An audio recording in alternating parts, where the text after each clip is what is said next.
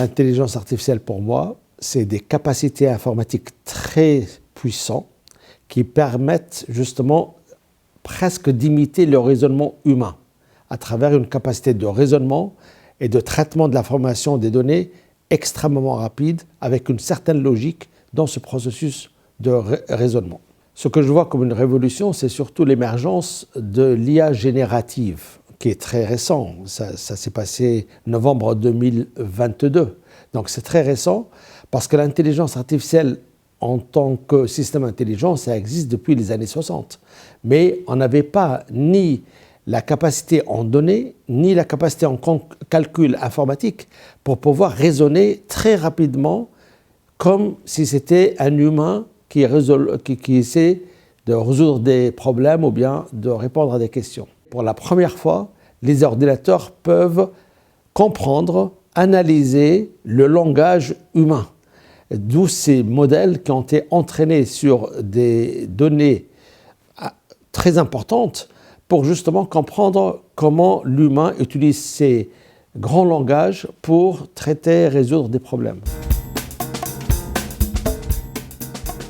On prend par exemple un agriculteur en Afrique qui a justement ses récoltes saisonnières, etc. Aujourd'hui, l'IA peut lui permettre, avec justement des capacités algorithmiques et des capacités de traitement analytique des données, de savoir qu'est-ce que j'ai intérêt à semer dans ma ferme ou dans mon champ, avec quel engrais spécifique, je dirais même personnalisé, pour avoir quel type de récolte et améliorer aussi bien la quantité que la qualité de la récolte qu'il va avoir à la fin de la saison. Ça, c'est des avancées justement d'IA générative qui n'existaient pas avant. Si je prends le domaine de l'éducation, certainement avec cette IA générative, un enseignant, un professeur ne peut plus justement préparer ni donner son cours comme il le faisait avant. Parce que justement l'étudiant a accès à des systèmes intelligents qui vont amplifier justement la connaissance. Et donc l'enseignant, le professeur doit prendre en compte qu'aujourd'hui il opère dans un monde numérique où il y a cette IA générative qui elle-même fournit des connaissances en qualité et en quantité beaucoup supérieures à ce qui existait avant. Donc l'enseignant doit changer sa pédagogie, son contenu de cours, sa façon d'évaluer les connaissances des étudiants qui ont accès à ces systèmes intelligents. Donc ça change complètement la donne. D'où ce que l'UNESCO a fait il y a à peu près 1 an et demi. L'UNESCO a été la cheville ouvrière dans le sommet mondial sur la transformation de l'éducation. On ne parle pas de réformer, on parle de transformer. On ne parle pas d'innovation incrémentale, on parle d'innovation de rupture. On parle de changement de paradigme. Dans le domaine de la santé, par exemple, évidemment, un patient consulte un médecin qui prescrit une ordonnance, le patient suit un traitement. Aujourd'hui, avec justement l'IA générative, on parle d'un traitement fortement personnalisé et non pas réactif, comme dans le cas d'un patient qui consulte, mais proactif. Avant qu'une personne attrape une maladie ou souffre de quelque chose, justement, ces systèmes dits intelligents peuvent prévenir ou reporter à beaucoup plus tard l'émergence d'une maladie ou d'une souffrance donnée, parce qu'il y a justement toute cette capacité de donner, d'information, de savoir, tous ces algorithmes qui peuvent justement offrir ce service proactif et personnalisé, et à un coût moindre ou bien sans le moindre coût.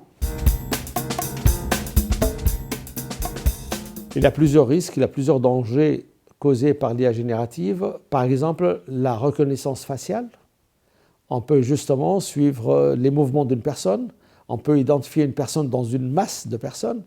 Donc on peut voir ça comme une atteinte à la vie privée d'un citoyen. Il y a aussi le risque d'une mauvaise utilisation, d'un abus par rapport aux données récoltées. Il y a aussi le risque de biais liés au genre.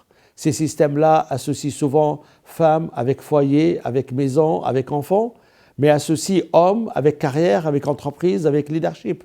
Donc, c'est pas, on peut me dire, mais ça c'est la réalité malheureusement qu'on vit. Oui, mais les systèmes intelligents vont amplifier ces biais de genre et cette réalité-là. Et donc, il faut faire très attention à ces biais-là, à l'aspect de stéréotypes raciaux, à cette reconnaissance faciale et tous les méfaits qui peuvent, ça peut être la mésinformation, la désinformation, qui sont générés de façon automatique par ces systèmes. Ça me fait peur lorsqu'on dit que la machine a émis des conclusions que l'humain n'arrive pas à comprendre.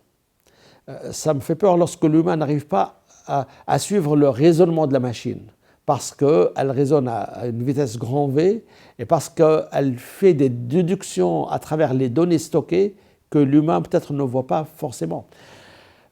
Ceci dit, je suis convaincu que personne ne peut arrêter le progrès technologique. On l'a vu avec l'Internet, on l'a vu avec la téléphonie mobile. Donc il y a de temps en temps cette nouvelle vague, cette nouvelle innovation de rupture qui arrive. Aujourd'hui, dans certains pays, un gouvernement, c'est des applications sur un téléphone mobile. Ce n'est plus une administration publique, ce n'est plus le contact entre un fonctionnaire et un citoyen. C'était pas envisageable il y a même 15-20 ans. Aujourd'hui, c'est une réalité dans certains pays.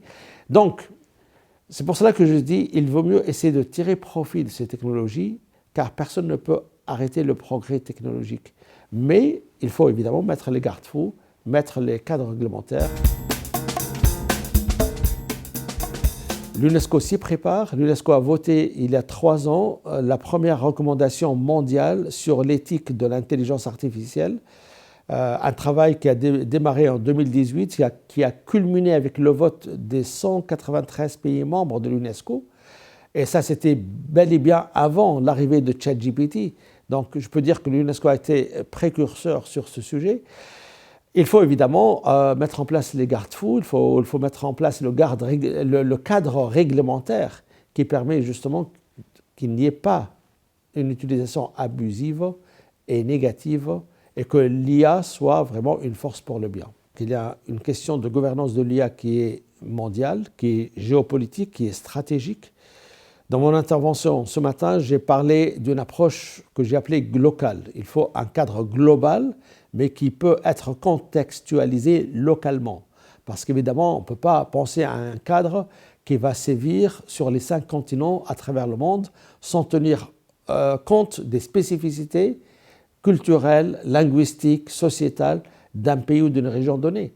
Mais comme c'est une technologie qui traverse les frontières, c'est une technologie mondiale, on a besoin de ce cadre réglementaire mondial tout en laissant assez de marge pour la contextualisation et pour prendre en compte les spécificités que j'ai citées.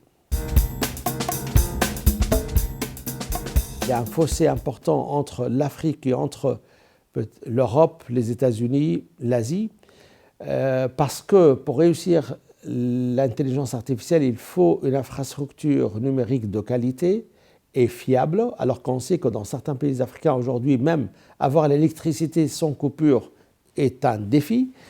Il faut aussi avoir les compétences nécessaires pour justement concevoir, développer ces systèmes intelligents, mais aussi il faut ce cadre réglementaire pour protéger notamment, comme je l'ai dit, les données et la vie privée, tout en étant respectueux des droits humains, des droits économiques et sociaux.